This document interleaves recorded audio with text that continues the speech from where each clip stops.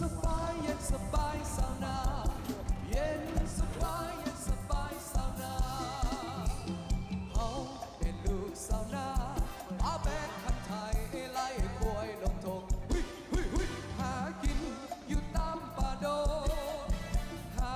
กินอยู่ตามป่าดงเมื่อฟ้าคำลงคงอวยหน้าไปหาเฮือนไอ้อายุบรรณานั้นซึ้งจิตใจหรือว่าเปี่ยวกายยาบ้านนามีข้าวมีปลาบ้านนามีข้าวมีปลาแม้จะน้ำมุกยาลมพัดเย็นสบายเย็นสบายเย็นสบายสาวนาเย็นสบายเย็นสบายสาวยามสวยนั้นลักป่วยบักดอดพับกาดพับกอนละกอนลำเป่าแก่โอ้ว่าน้องเอ้ยมาหัวแม่งหัวใจขยายบ้านแปลงเมืองและน้องนางสู้ก็สุขเลิศล้ำแนวทางเป็นธรรมสร้างชีวิตสาวนาหิวไว้กำทำเพื่อศาสตร์ภาษาหิวไว้กำทำเพื่อศาสตร์ภาษาออกแข่งตั้งหน้าตานไผ่อืดหิวเย็นสบายสบายสาวนาเย็นสบายสบายสาวนาแสนมีเกียรติเลิศล้นได้ประกอบผลสวยสาดดังหวังมีควายเป็นเพื่อนพลังมีควายและเป็นเพื่อนพลังพร้อมการสีน้ำส่งแสงทางเดินเย็นสบายสบายสาวนาเย็นสบายสบายสาวนาสโล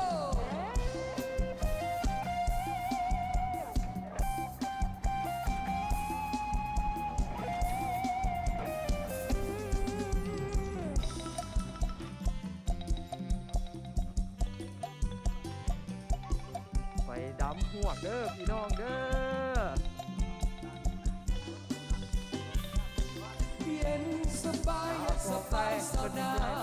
เย็นสบายสบายสาวนาเฮา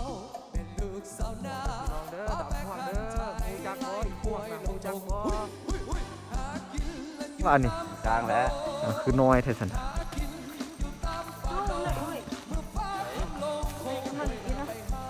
ไปขี่สะพานลอยไป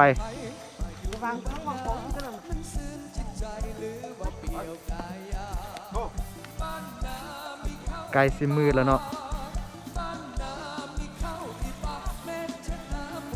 มีอยู่วะเห็นเลยวะน่ะดูไซโอ้หลายขนาดเนาะมีลงเอาไหมมี ยิบไปเลยตัว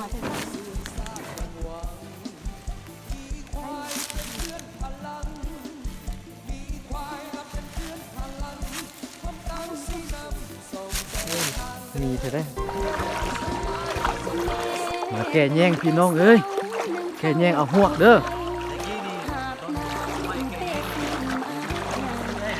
โอ้บ่ให้ว่าแล้วเนาะสมัยนั้นเนาะคู่ไฟคู่มันแล้วทักสุดเลย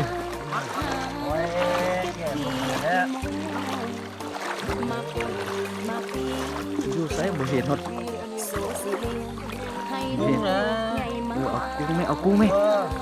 ก้อยกุ้งคำนะบ่เอาอันนั้นมายอด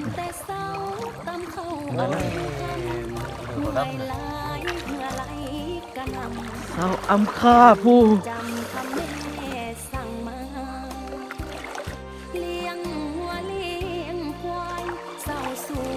แกแย่งเอาตัวหัวพี่น้องเอ้ยแต่ว่าบ่เห็นดอกมืดตึ๊บเขาบ่ได้เอาไฟโซล่าร์เซลล์มาเนาะ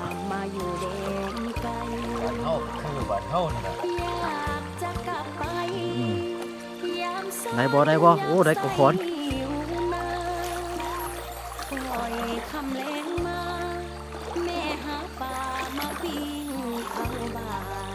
จะได้จูสิปลายโลเมื่อละวันนัดแล้วเดือนเต็ดขึ้นมาเต็มลายคิดโหดแค่ใดอยู่บ้านเฮายามฝนตกลิ้นหอมกินข้าวนา เอาปลาพันธุ์ เบิ่งท้องฟ้าเมฆามืดมัวแสงเสียงคิดฮอดหลายเพลงโลกคงแก่เฒ่าอยากเมื่อยามบ้าน แกแย่งเนาะพี่น้องเนาะแกแย่งเอาตัวหวกเนาะ พ่อคงสุขลือ อันนี้มันอยู่บ้านนอกเนาะ หมดตัวพี่น้องเนาะ